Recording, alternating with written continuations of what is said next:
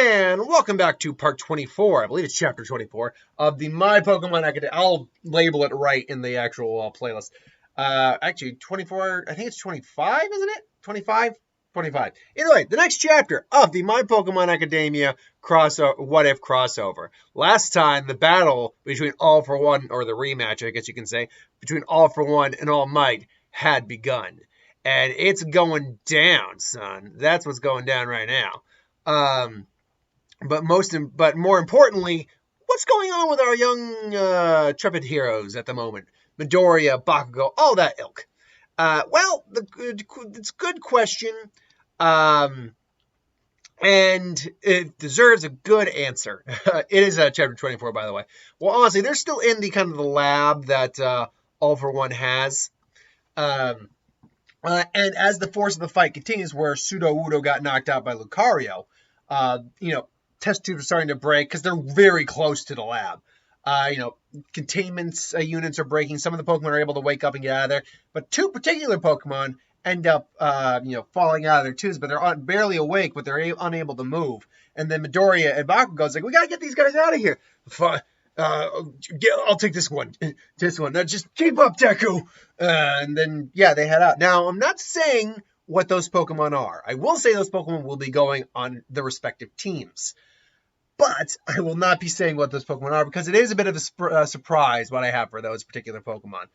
But anyway, cut back to the fight where Lucario has knocked out Sudowoodo. Now, I should know, I didn't explain why I put a Sudowoodo on All For One's team. And I generally explain every time I reveal a new Pokemon for a person's team, why that Pokemon's on the team. With Sudowoodo, it's a Pokemon that can, first off, All For One's Pokemon are extremely high leveled. Like, some of them are much beyond even All Might's Pokemon. But ultimately, Sudowoodo is a Pokemon that can learn Mimic. In fact, that was one of the big things about Sudowoodo, is that it could learn Mimic. So I wanted a Pokemon that... So it's a move that copies/steals moves. And what does All For One do? So that's why Sudowoodo is on the team. But anyway, All Might was clashing with All For One, who was actually able to physically fight All Might himself. But ultimately was able to get distance and get his next Pokemon out there. It's over, All For One. Give up now, and you're set, and your punishment will be less severe. Oh, All Might, it has been too long, old friend. To think you still have that fire in your eyes, too. It still haunts my dreams even to this day. Unfortunately, a portal opens up courtesy of Hoopa, and a Wobbuffet comes through.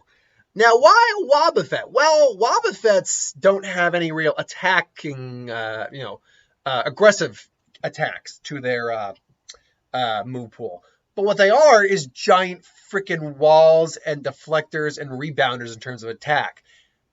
Counter, Mirror Coat, Decimel, Bind, or Bide, sorry.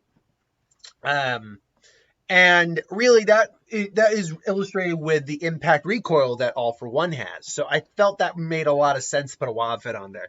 So then All For One just says, Lucario, Sword Dance!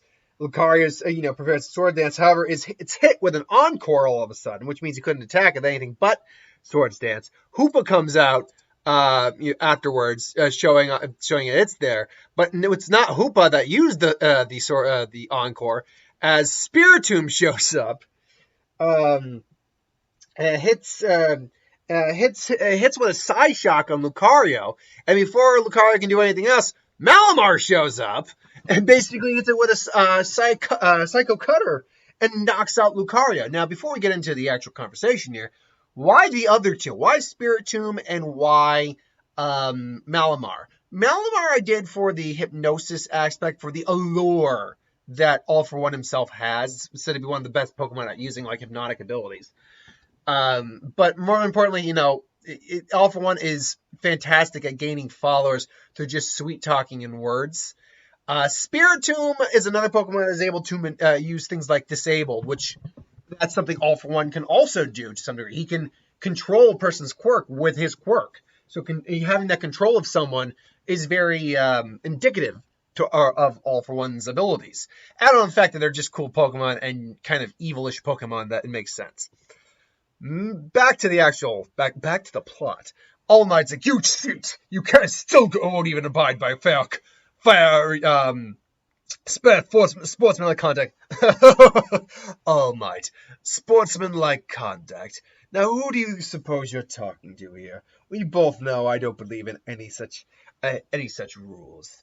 After all, trainers today are so limited by what they're capable of doing simply by following society's norms. Why exactly would you think I myself would abide by such things? That's why Todoroki doesn't or Todoroki. That's why young Shigaraki is so adamant about disabling trainers' society. You instilled it in him, didn't you?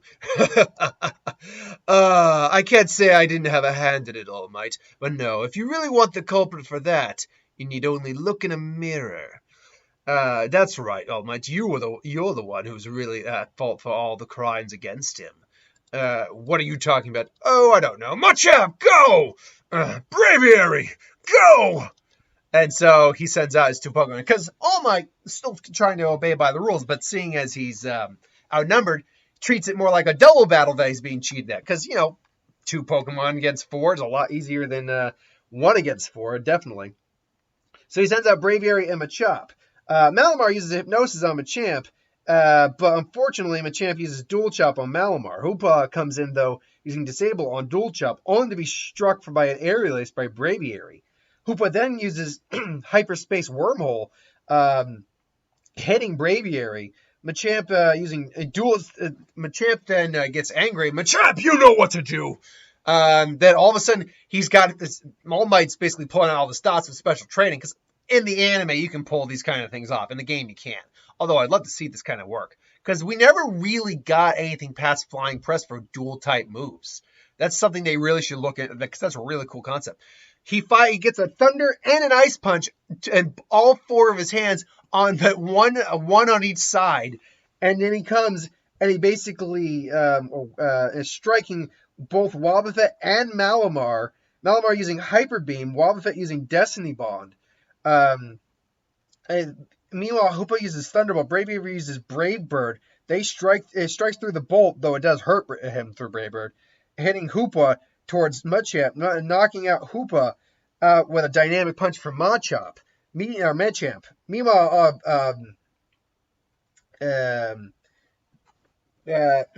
All Might comments there'll be no more portaling away this time, as he knocked out Hoopa. He finally lands a Dual Chop after it becomes undisabled on Wobbuffet, knocking it out hard, but unfortunately because of the Destiny Bond, Machamp then goes down.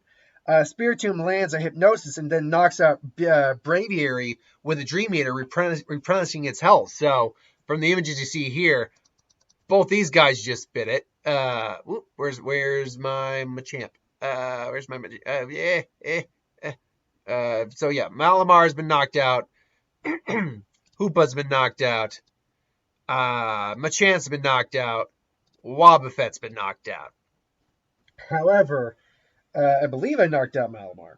I literally just read this off too, but it's all written down in a way that I need to double check to be sure that I got that right. Making sure that I knocked out Malamar. Oh no, he hadn't knocked out Malamar yet. I apologize for that. He knocked out Wobbuffet and Hoopa, and and then the other guy who got knocked out. But yes, no, Malamar is actually still in the fight for at least a little bit. But he will be, spoilers, he'll be knocked out pretty soon. So now it's basically All Might sends out his next Pokemon, which being Chesnaught and Dragonite. Why these guys? Well, All Might's power set is very limited when you really look at it. And honestly, I just realized that I can go into the next chapter because I'm only at 10 minutes here. And I didn't think I thought I'd be going on for longer in this chapter. So you'll have to give me 1 second because there's one, as I'm talking here, and I'm getting it up right now. It does. I really apologize for this. I'm actually caught off guard here. Because I didn't think I'd be getting this far, go that far that quickly. But luckily, I am prepared. Somewhat. So, anyway, I can still talk over this while it's going on. So, anyway, he, again, comments that there will be no more portals, all for one.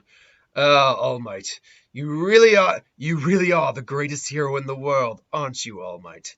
As I told you before, I still have images of you, crawling on the battlefield with your intestines spewing out. It gives me chills even now. But you will not be able to stop me, All Might. No one can.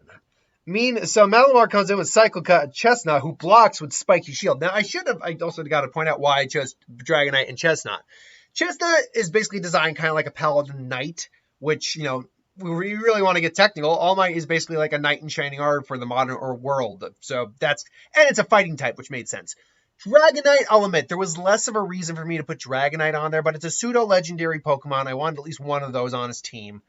And it's a very friendly and approachable a Pokemon, like All Might is, but it's still a powerhouse type of Pokemon too, like All Might is, at least in terms of people. So that's kind of how I went with that.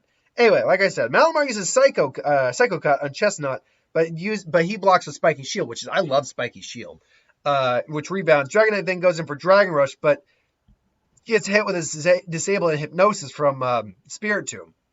Chestnut then knocks out Malamar with a Hammer Arm, fortunately, because Malamar, despite being Psychic, is also a Dark type, which really freaking sucks when you're going against a fighting type. So that knocks out Spiritomb.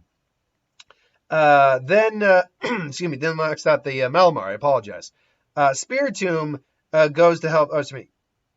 Chestnut goes to help Dragonite, but Dragonite uses. Did you write that? Dragonite uses Dark Pulse. Yeah, Dragonite uses Dark Pulse. No, I don't think I wrote that. I wrote that down, but I think I meant to say Spiritomb uses Dark Pulse.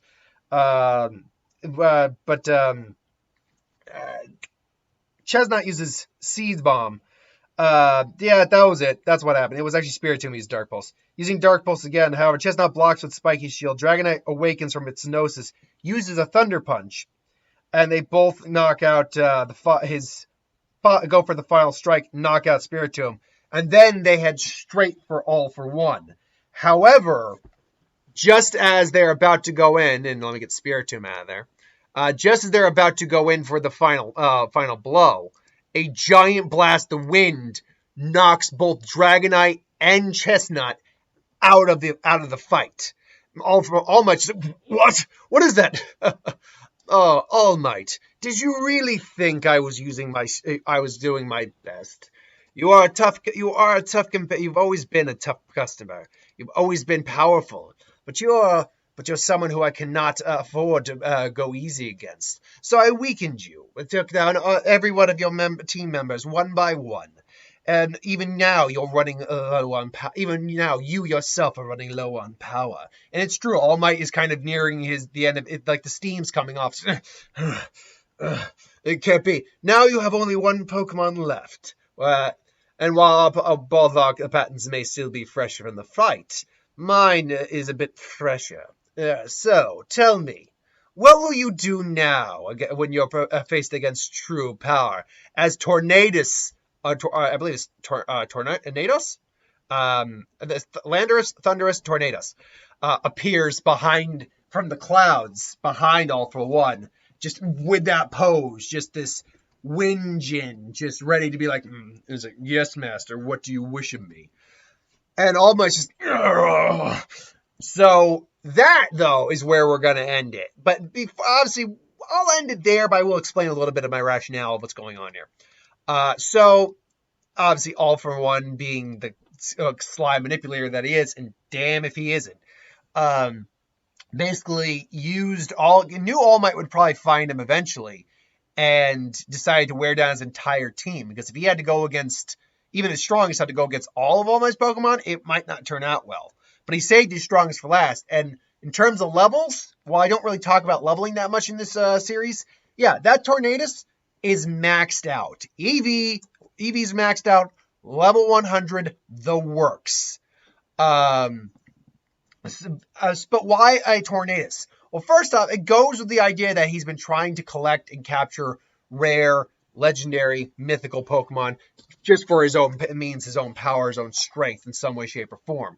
But also, obviously, there was the Wind Blast quirk, whatever that quirk was, the ability to like do giant wind blasts that All For One had.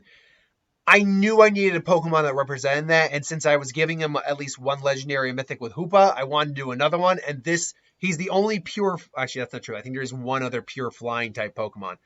But he's one of the only pure flying Pokemon there is. And the fact that he's legendary just made it all the more effective to use him. So yeah, it's All Might with his last Mon, weakened physical state, going up against this fully powered, fully functional Tornadus, and All For One just looking at him and grinning. Now, what is All Might's final Pokemon? Well, that's his ace Pokemon. That's the Pokemon I haven't revealed yet. Everything else on his team's been revealed, but that's the one I haven't touched upon yet. We will touch upon it, but we'll touch upon it on Saturday when I can actually get around to doing it on the proper day. So, that's it for now. Thanks for watching. Hope you enjoyed. Like, comment, share, subscribe. As always, if you want us to review something, put in the comments below. Let us know. We'll do a review of it at some point. Hit that bell if you want notifications. Thanks for watching. See you folks next time.